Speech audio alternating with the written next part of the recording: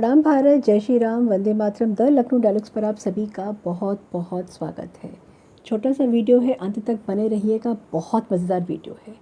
और आज मैं एक ऐसे घोटाले की परत बल्कि कुछ परतें खोलने वाली हूँ जिसने ना सिर्फ सरकारी तंत्र को बल्कि बॉलीवुड के जो गलियारे हैं ना, उसमें भी हलचल मचा के रख दी है, उसको भी हिला कर रख दिया है।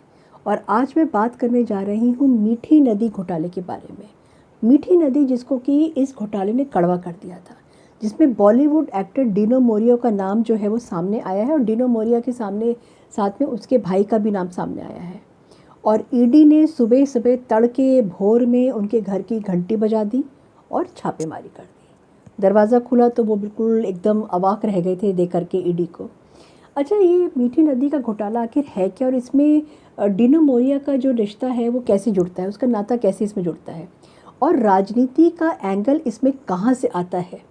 बहुत मज़ेदार डेवलपमेंट है, इसको जानने के लिए बिल्कुल एंड तक बने रहिएगा।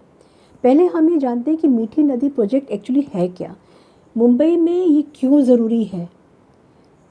आपने देखा होगा कि मुंबई में हर साल मानसून के टाइम पे बहुत ज़्यादा बाढ़ आ जाती है, बहुत ज़्यादा पानी भर जाता है और ऐसी स्थिति बन जाती है कि बिल्कुल लोगों की नदियाँ वहाँ पे जो है नदी में कन्वर्ट हो जाती है लिटरली।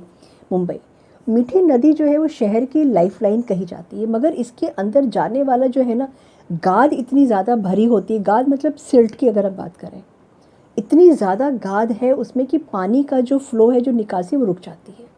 इसीलिए हर साल नगर निगम करोड़ों रुपए खर्च करके मीठी नदी की सफाई कराता है, यानी डीसिल्टिंग का जो प्रोजेक्ट है वो होता है।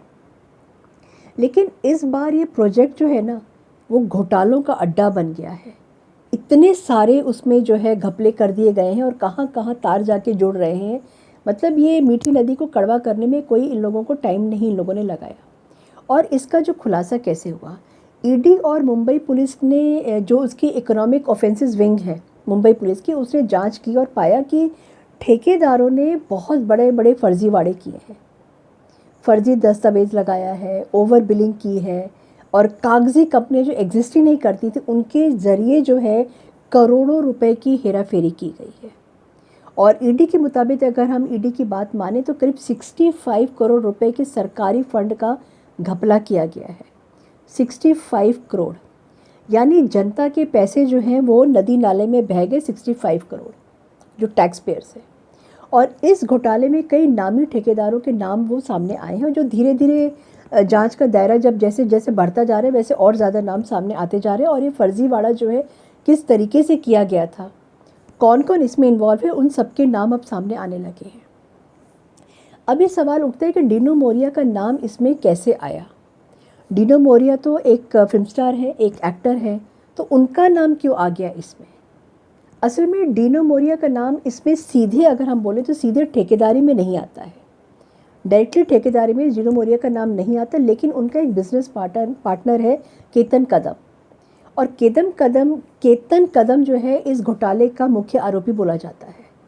और ये बताया जाता है कि केतन कदम ने मीठी नदी प्रोजेक्ट के जो ठेके में जो फर्जीवाड़ा किया है ना, उस फर्जीवाड़ा करके सरकारी पैसे का गबन किया गया है, वो इसी ने किया था।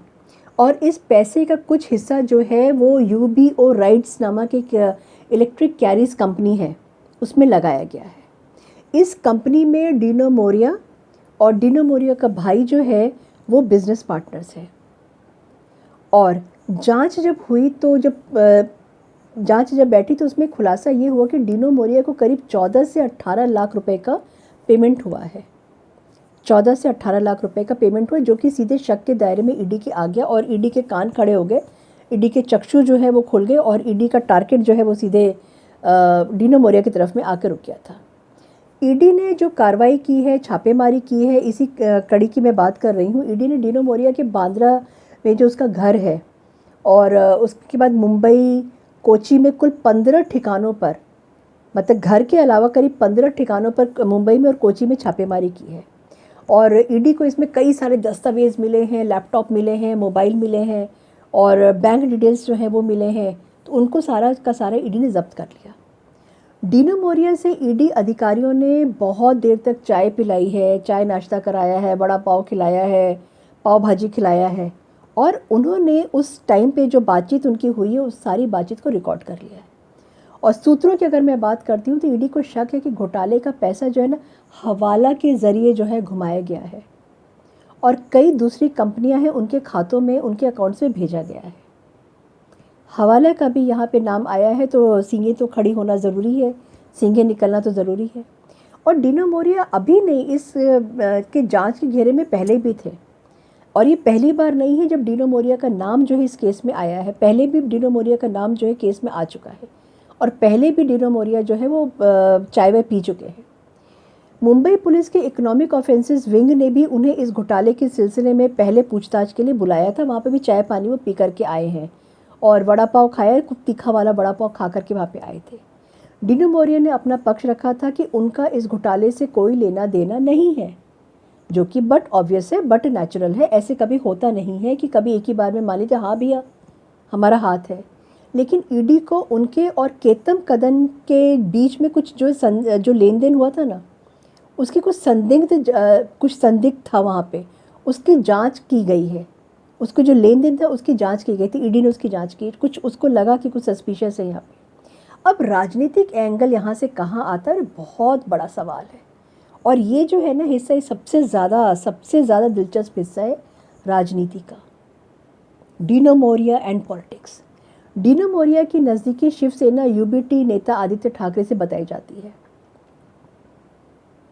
आदित्य ठाकरे और विपक्ष का आरोप है कि सरकार ईडी का इस्तेमाल जो है हमेशा होता है, राजनीतिक दबाव बना रही है, उसी में दबाव बना करके सारा काम कर रही है।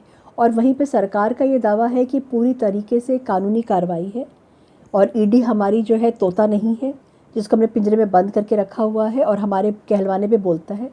और ये घोटालेबाजों को छोड़ने का कोई सवाल ही नहीं उठता है, ईडी ने बिल्कुल क्लियर कर दिया है। मुंबई निकाय चुनाव नज़दीक हैं, सर पर है, इसीलिए मुद्दा और ज़्यादा गर्म हो जाता है। इसीलिए इसका जो ना आरोप प्रत्यारोप एक दूसरे के ऊपर हो रहा है। एक्सपर्ट्स जो हैं, एक्सपर्ट्स का जो व्यू है वो क्या कहता है, जो कुछ जानकार हैं उनका कहना है कि इस घोटाले ने मुंबई की इंफ्रास्ट्रक्चर प्लानिंग की पोल खोल करके रख दी है। हर साल बाढ़। अगर मीठी नदी का प्रोजेक्ट सही तरीके से अगर हो जाता है तो हर साल जो बाढ़ से परेशानी होती है ना, देखिए बारिश को नहीं रोक सकते हैं, नदी का बहाव नहीं रोक सकते, लेकिन डीसिल्टिंग ज़रूरी है। अगर टाइम से काम हो तो ये हो सकता था। डीनो मोरिया जैसे जो बॉलीवुड सेलिब्रिटी का नाम आने से मामला ना और ज़्यादा जो सनसनीखेज बन गया है। डीसिल्टिंग अगर हो जाएगी तो मुंबई में इतनी सारी जो प्रॉब्लम्स हर साल होती हैं वो नहीं होंगी। और मीठी नदी घोटाला एक ऐसा केस बन गया है जिसमें सरकारी तंत्र, बॉलीवुड और राजनीति तीनों का तड़का जो है ना ज़बरदस्त लग रहा है। डीनो मोरिया की जो भूमिका है उस पर फ़िलहाल जांच चल रही है और ईडी की रिपोर्ट का इंतज़ार है। अब ये देखना है कि ईडी जो है वो जो चाय पिलाई है ईडी ने डीनो मोरिया को अपने यहाँ पे बुला करके, और उसमें चाय पीने के टाइम पे और क्या क्या खुलासे हुए थे, क्या क्या बातें कही गई थी, उनके खुलासे के बारे में ईडी बताएगी। और कब जो उसका असली मास्टरमाइंड है वो आखिर में कौन निकल के आता है। राजनीति बहुत गंदी चीज़ होती है और राजनीति में जो है जो फंस गया तो फंस गया। और बॉलीवुड के ऊपर भी बहुत बड़ा एक क्वेश्चन मार्क लगा हुआ है। बॉलीवुड भी इस समय एक गटर से ज़्यादा जो है और कुछ भी नहीं है, और गटर हमेशा गंदा होता है, उसकी सफाई होती रहती है तब जाके उसका फ्लो बना रहता है। और इस समय बॉलीवुड की सफाई भी हो रही है। आप मुझे बताइएगा आपको मेरा वीडियो कैसा लगा और कमेंट सेक्शन में मुझे ज़रूर कमेंट करके बताइएगा। Thank you so much. जय हिंद, जय भारत, भारत माता की जय।